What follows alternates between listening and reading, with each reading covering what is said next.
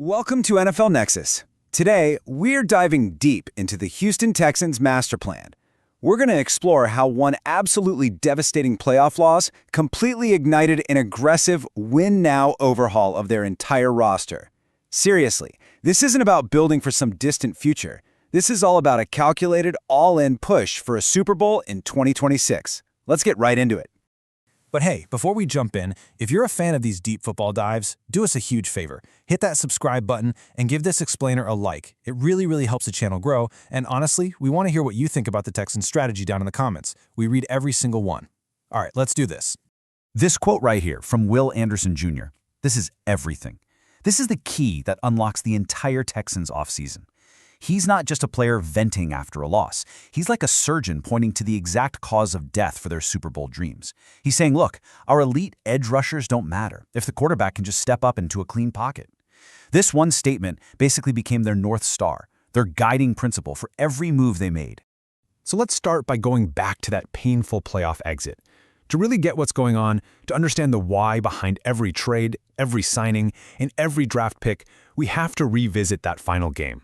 This wasn't just another loss on the schedule. It was a lesson, a very hard lesson that is now fueling every single decision this front office is making.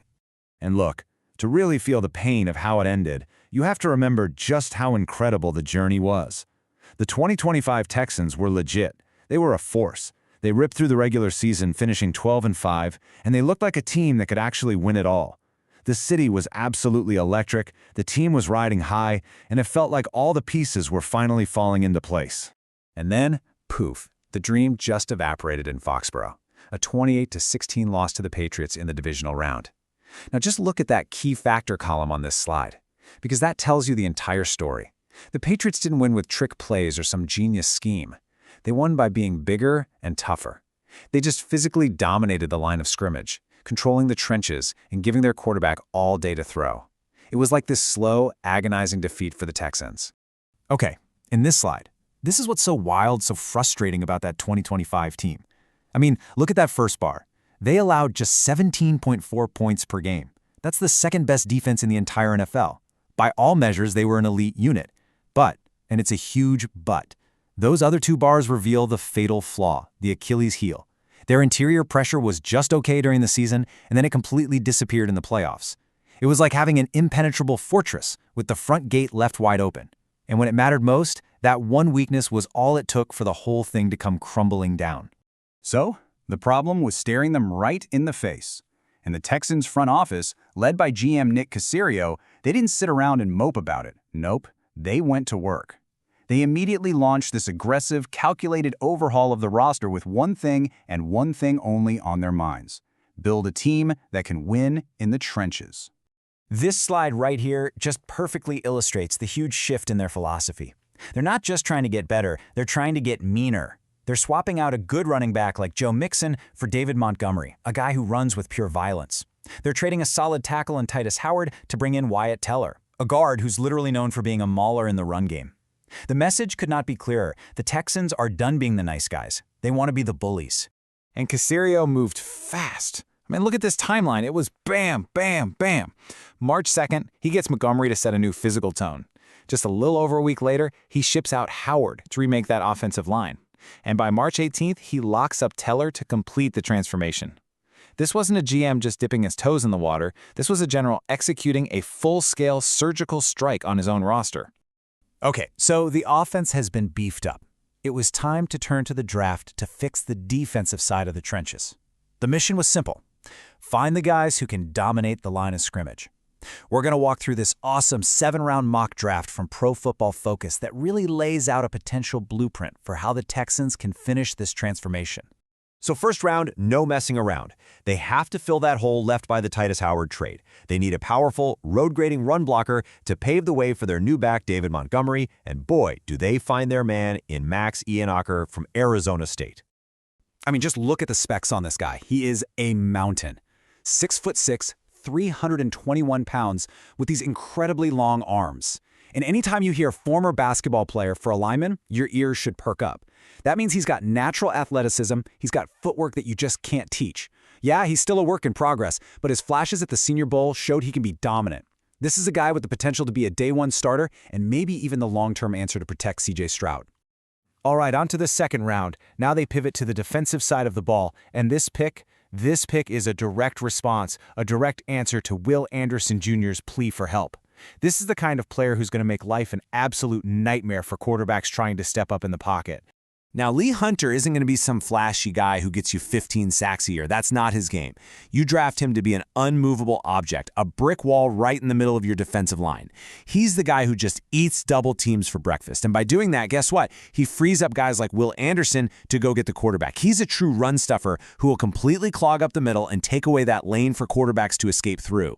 And they're not done. Still in the second round, the Texans are adding another defensive weapon. But this one's different. This one is all about pure, unadulterated speed and explosiveness. They're adding a heat-seeking missile to the second level of their defense. Jake Golday is the definition of a high-upside prospect. He has every physical tool you could possibly want in a modern linebacker. He's big, he's fast, he plays with his hair on fire. And yeah, he's still a little raw. He needs some polishing. But you put a player with his athletic gifts in the hands of a coach like DeMeco Ryans, who is a linebacker guru, oh man, that is exciting. He's a fascinating ball of clay just waiting for a master artist like Ryans to mold him into a superstar. So, the foundation is laid in those first couple of rounds. But as every real football fan knows, championships are won in the middle and late rounds. This is where you find the hidden gems, the role players, the depth that's absolutely crucial to survive a long, brutal NFL season. Let's see how this mock draft keeps building out the roster. Now, in the middle rounds, the strategy shifts a bit. It's about finding guys who can fill specific roles. In round 3, they get a smart, versatile defensive back in Traden Stukes, who can play all over the secondary. In round 4, they add an offensive weapon, Michael Trigg, who's basically a giant wide receiver, a matchup nightmare in the red zone. And then in the 5th round, they find a potential steal, a corner with a very, very interesting background. Okay, you just have to listen to this quote from Thaddeus Dixon. He spent his last year of college being coached by the one and only Bill Belichick. I mean, come on. That's like getting a PhD in defensive football before you even get your first NFL paycheck. He's already been exposed to pro-level schemes and a pro-level environment. To get a player with that kind of football IQ in the 5th round, that is an absolute steal. And finally, in the 7th round, you're looking for toughness. You're looking for guys who are willing to do the dirty work. And Devonta Smith from Notre Dame is exactly that guy. He's a blue-collar, hard-nosed player who's going to come in and make his mark on special teams from day one. He's exactly the kind of player you want to round out your draft class. So, we've gone through all the moves. We've seen the trades, the signings, the entire draft class. We've seen how they've responded to that crushing playoff loss. But the big question remains, what does it all add up to?